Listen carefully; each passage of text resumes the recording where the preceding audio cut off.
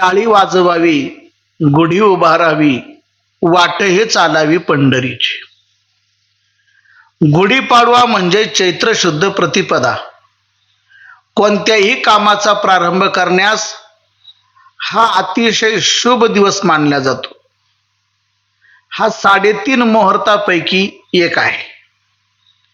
गुढीपाडवा चैत्र प्रतिपदा हा पूर्ण एक मुहूर्त आहे. त्याचप्रमाणे विजयादशमी, आश्विन शुद्ध दशमी हा पूर्ण मुहूर्त आहे. बलिप्रतिपदा, कार्तिक शुद्ध प्रतिपदा हा पूर्ण मुहूर्त आहे. आणि अक्षय तृतीया, वैशाख शुद्ध तृतीया हा अर्ध मुहूर्त आहे. गुढीपाडवा पूर्ण मुहूर्त आहे. या दिवसाचा विधी सर्वांनी सकाळी पहाटे उठून स्नानादी क्रिया उरकाव्यात, देवपूजा करावी, नवीन वस्त्र धारण करावे. याच दिवशी नवीन वर्षाचा प्रारंभ होतो. शालिवान शकाची सुरुवात याच दिवशी झाली. गुढीपाडवा या दिवशी घडलेले अनेक प्रसंग आहे व या दिवसाला आलेले महत्वाचे कारण म्हणजे त्रेतायुगामध्ये घडलेला प्रसंग असा. अयोध्या नगरीचा राजा दशरथ होता. त्याच्या पोटी भगवान श्रीराम प्रभूचा जन्म झाला. बाई कशाच्या नवबदा पुत्र झाला दशरथा. चैत्र शुद्ध नवमीला भगवान श्रीराम जन्माला आले. विद्या प्राप्त करून घेतल्या, लग्न झाले, वनवासाला गेले, सर्वांचे समाधान केले, रावणाचा वध केला. सर्व वानर, सुग्रीव, बिभीषणादी सर्व परत अयोध्येमध्ये आले. तेव्हा अयोध्यावासी यांना जो आनंद झाला तो आनंद गगनात मावेनासा झाला होता. आनंदाचे डोही आनंद तरंग, आनंदाचे अंग आनंदाची. नाही या आनंदाशी जोडा, सांगता गोष्टी लागती गोडा. आलासी आकारा आमुचिया चाडा, तुका म्हणे भिडा भक्तीचिया. सर्व अयोध्या नगरी आनंदामध्ये बुडून गेली. तेव्हा त्यांनी घरोघर आनंदोत्सव साजरा केला. तो प्रकार म्हणजे घरासमोर अंगणामध्ये कस्तुरीचे सडे टाकले, रांगोळ्या घातल्या, गुढ्या उभ्या केल्या. तो दिवस चैत्र शुद्ध प्रतिपदेचा होता, म्हणून याला गुढीपाडवा असे नाव ठेवले गेलेले व तोच दिवस आजपर्यंत आपण साजरा करत आहोत. दुसरं कारण म्हणजे पापी लोक माजले होते म्हणून पृथ्वी गायीचे रूप धारण करून ब्रह्मदेवाकडे गेली.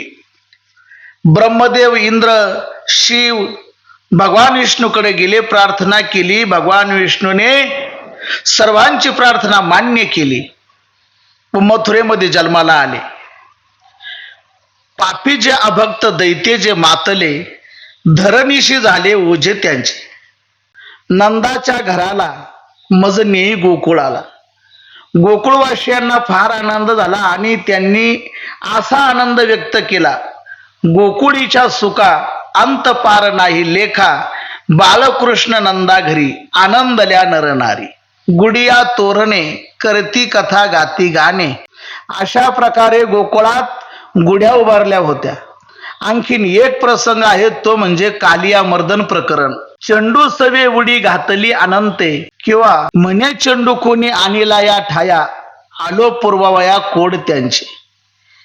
यासी नाथुनिया नाकी दिली दुरी, चेंडू भार श्री कमळाचा. शुभमात तीही आणिली गोपाळी, चेंडू वनमाळी घेऊन आले.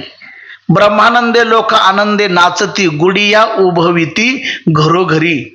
कालियाच्या नाकामध्ये व्यसन देऊन वरती आले.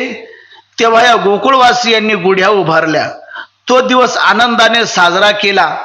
इत्यादी प्रकरणामुळे गुढीपाडवा फार महत्वाचा आहे.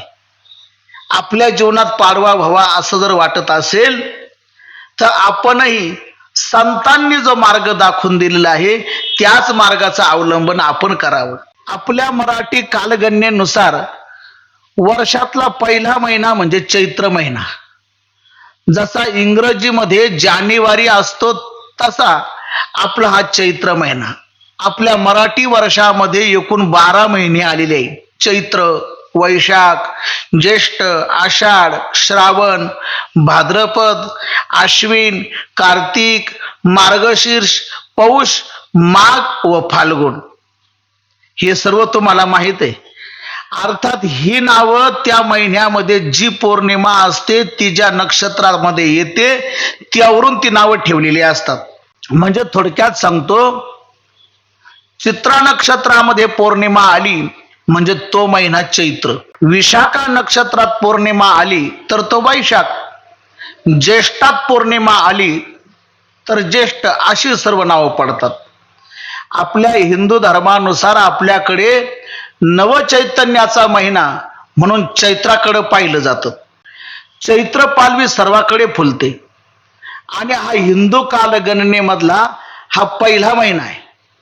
म्हणजे चैत्रापासून पुढे महिने सुरू होतात. ज्याप्रमाणे जानेवारी ते डिसेंबर पर्यंत, तसं सर्व महिन्यापैकी पहिला महिना म्हणजे चैत्र. चैत्र प्रतिपदेच्या दिवशी आपण अनेक वर्षापासून गुढीपाडवा साजरा करतो.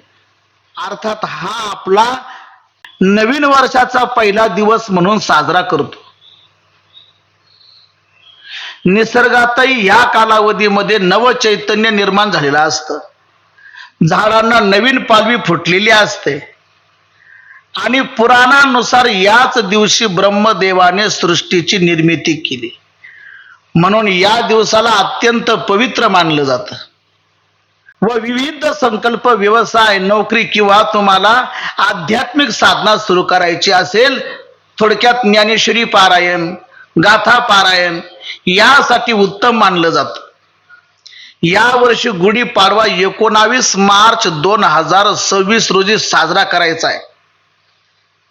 गुढी उभारण्याचा शुभ मुहूर्त आहे सकाळी 6:54 सर्वांनी शक्यतो सकाळी लवकरात लवकर 8 वाजेच्या अगोदर आपली गुढी उभारणं हे उत्तम मानलं जातं.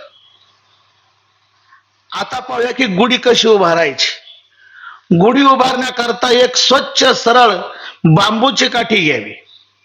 जास्त जाड नसावी आणि खूप पातळही नसावी. शक्यतो वरच्या बाजूला थोडी निमुळती असावी. मला सांगा, झाड कसं असतं? खाली जाड व वरती बारीक असतं, बस तसाच खाली बारीक वरती जाड नसावी. गुढी उभारण्यापूर्वी ही काठी जी आहे स्वच्छ धुवून व पुसून घ्यावी आणि तिच्यावर हळदीचे व कुंकवाचे 5 गंध लावावे आणि यानंतर काठीला पिवळे, रेशमी किंवा केसरी रंगाचे नवीन वस्त्र बांधावे. काही लोक तिला साडी बांधतात. त्याचबरोबर कडू निंबाचे डहाळी, आंब्याची डहाळी, साखरेच्या गाठीची माळ व एक फुलाचा हार बांधावा.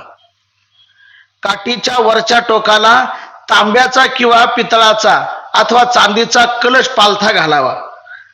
शक्यतो स्टीलचा किंवा काचेचा पेला पालथा घालू नये, कारण हा जो कलश आहे हा एक विश्वाचा प्रतीक आहे, पृथ्वी तत्वाचं प्रतीक आहे. बरं, आता जी गुढी उभारायची ती जागा आहे ती उजव्या बाजूला थोडी उंचावर निवडावी.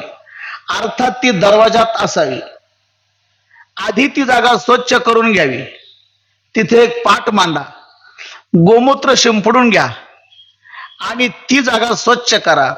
मग रांगोळी काढा आणि मग पाट किंवा चौरंग मांडून तिथं गुढी उभी करा. गुढी उभारल्यानंतर पंचोपचार करा, तिचं पूजन करा.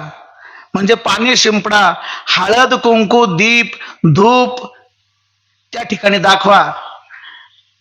ब्रह्मदेवाचं स्मरण करा, कुलदेवतेचे स्मरण करा, भगवान श्री विठ्ठलाचं स्मरण करा व त्या ठिकाणी आपण मंत्र म्हणावा. ओम श्री ब्रह्मध्वजाय नमः, ओम श्री ब्रह्मध्वजाय नमः, ओम श्री विठ्ठल ध्वजाय नमः. यानंतर गुढीवर थोडं पाणी शिंपडा. गुढीवरील कलशाला स्वस्तिक काढा व बाजूला 5 गंधाचे बोट लावले तरी चालतील. गुढीला हळदी, कुंकू, अक्षदा वाहा, फुल अर्पण करा. धूप आणि दीप लावा, गावरान तुपाच्या दिव्याने ओवाळा व तिची आरती करा. गुढी उभारल्यानंतर दूध साखरेचा नैवेद्य दाखवा. दुपारी पुरणपोळीचा नैवेद्य दाखवा. या दिवशी विशेष म्हणजे देवाची पंचोपचार पूजा करावी. नवीन पंचांगाचे पूजन करणं आणि पंचांगणातले संवत्सरातले फल ऐकणं व वाचणं हे अतिशय शुभ मानलं जातं. तसेच या दिवशी सरस्वतीचं पूजन करून या दिवशी वही, पुस्तक अथवा वाद्य असेल तर त्याचं पूजन केलं जातं. काही शेतकरी बांधव या दिवशी शेतीची पण पूजा करतात. गुढीपाडव्यापासून चैत्र नवरात्रीचा प्रारंभ होतो. त्यामुळे या दिवसापासून देवीची उपासना, दुर्गा सप्तशतीचे पाठ अत्यंत फलदायी आणि मंगलमय मानलं जातं. या दिवशी रामरक्षा स्तोत्र, विष्णू सहस्त्रनाम, श्री सूक्त, पुरुष सूक्त किंवा महालक्ष्मी अष्टक यासारख्या स्तोत्रांचे पठण, श्रवण, मनन, चिंतन जरूर करावं. ते नक्की फलदायी ठरेल.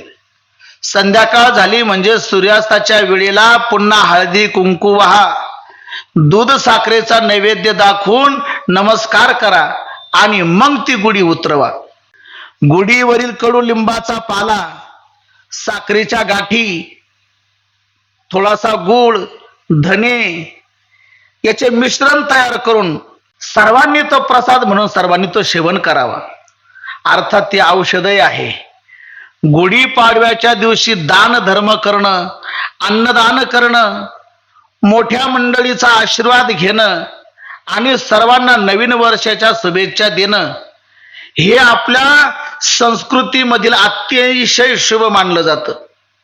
आणि अशा प्रकारे आनंद, उत्साह आणि श्रद्धेनं आपण गुढीपाडवा साजरा करतो आणि नवीन वर्षाची मंगल सुरुवात करतो. 31 डिसेंबरला तुम्ही नवीन वर्षाच्या शुभेच्छा देताच ना, ठीक आहे, काय हरकत नाही.